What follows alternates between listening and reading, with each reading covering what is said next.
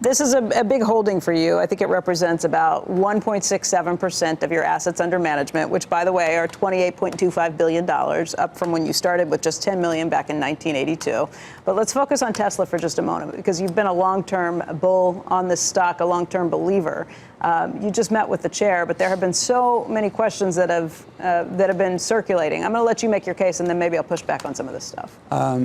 Well, for $28 billion of assets and $26 billion, $26.25 billion. We're talking about overall assets, not your assets. And profits. And profits. So we made our clients more than $26 billion in profits, and we now have $28 billion. And in 1992, we had $150 million. Right. So we made a lot of money, and made it by being a long-term investor and often investing in businesses, as I mentioned before, which after we buy them for some period of time, nothing happens to the stock. In fact, one of the stocks that's in the news that we own right now is Iridium. And Iridium was in the news this morning and yesterday because they have Ariane. And Ariane is the satellite service that provided the FAA with information that allowed them to figure out what seems to be wrong with a plane, and they stopped it. But we invested in the final round of capital raise for Iridium 4 years ago. And after we invested, that was the last money they needed. We bought 10% of the company. Stock was trading at 7.25. I'll get to Tesla in a moment, but it's the idea that we have here. It's trading at 7.25. One of my friends is on the board. He told me that he had a significant personal investment in the company. Told me he thought that I would be interested in looking at it. Knew something about satellites. Said, who do we talk to? He put us in touch with the chairman. Spoke to him on a Thursday afternoon. Came up to visit us all day Friday. Spoke to him over the weekend. Spoke to him more on Monday morning. We did the rest of our diligence. And then we said, okay, we'll buy 10% of your company at 6.75, but if you sell to anyone else at a lower price in the next year, I want the lower price. We ultimately got 6.25 for it. And I said that by us investing in this company, then what's going to happen is that it's going to make this preferred issue a very strong issue. I want 10% of that too. He said, that's fine. It was a very strong issue. We got the preferred, 10% of preferred, then we got the common, bought 10% of the company. For 3 years, after we bought it, while they were making and launching satellites, stock was unchanged. So how many people can make investments where nothing happens in a stock for 3 years after they bought it? And SpaceX, by the way, was launching the satellites. We're an investor in SpaceX too, so I knew something about that. Now, in the past year, now that all the satellites are flying around, and the whole constellation, Department of Defense, IoT, Ariane, and so now all of a sudden they're going to generate revenues. The company's valued for $3 billion today. It's up 4 times from where we bought it. Didn't change for 3 years.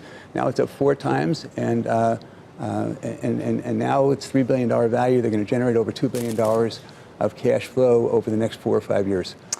And I think it's going to be twice the price. And we're looking at the chart right there now too. But Tesla has to also be trying a patient investor's kind of patience at this point. So Tesla, we began to invest in 2014. But your cost is what, $219 for shares of Tesla? Yes. So we're trading at $290 now.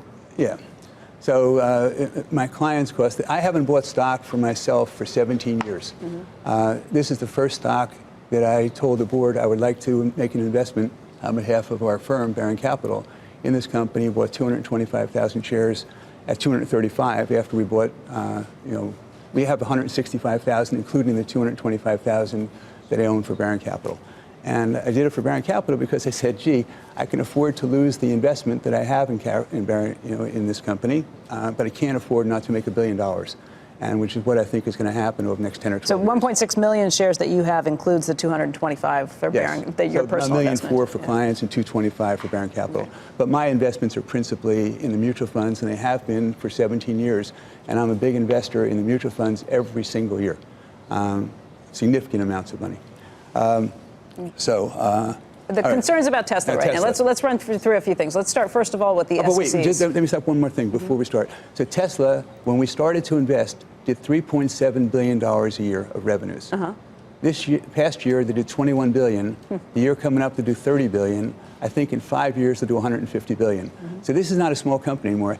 $30 billion in revenues from $3.7 billion. So the company is up 7 times in revenues in the last 5 years.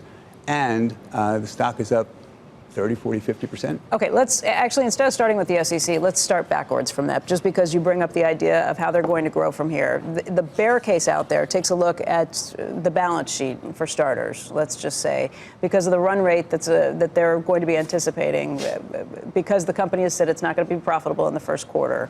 There has been an analysis I've seen that says they're going to, after they paid off the debt that they had, that was almost $1 billion, they see a run rate of about $1 billion in that first quarter. Will that get them down to a balance sheet that has about $2 billion on it? And is that enough, or will they need to go back for more capital? Well, I think people are guessing. They don't know what the cost of goods is for the company. They don't understand what the cash flow is that's being produced from the cars that are being made.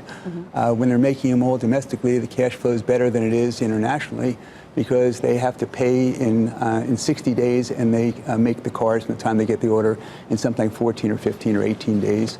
So basically, they can make cars a lot faster than they have to pay. So the cash burn, those analyses are not correct. That's not what you think. No, there's $1 billion of extra cash flow that they produce every time they make $1 billion of annual sales.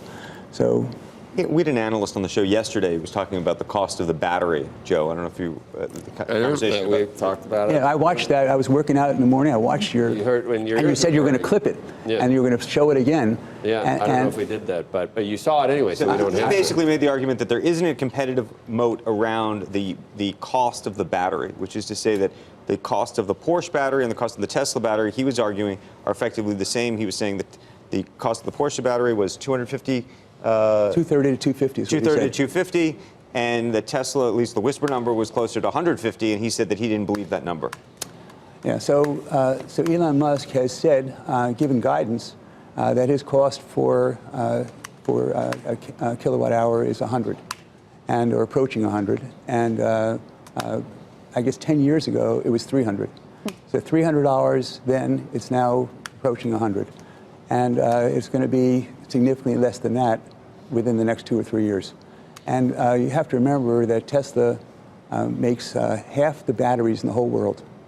And when you think about competitive advantage, they're a business that's growing 50% a year, making half the batteries in the world, and shrinking the size of the battery, shrinking the weight of the battery, shrinking the components in the battery, shrinking the expensive things that are in the battery.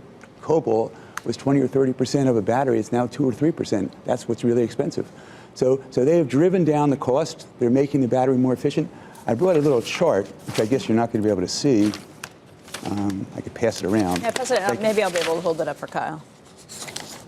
So what you can see is that not only is their cost lower than everyone else's, but also the amount of miles they drive in a car is more for them than it is for anyone else. It's 4.1 miles per kilowatt hour for them, and it's 2.5 kilowatt hours for everyone else for a mile. So basically, they're getting more miles per kilowatt hour than anyone else, even though their cost is also lower, and even though the weight is lower, and even though and it keeps getting lower and lower and lower.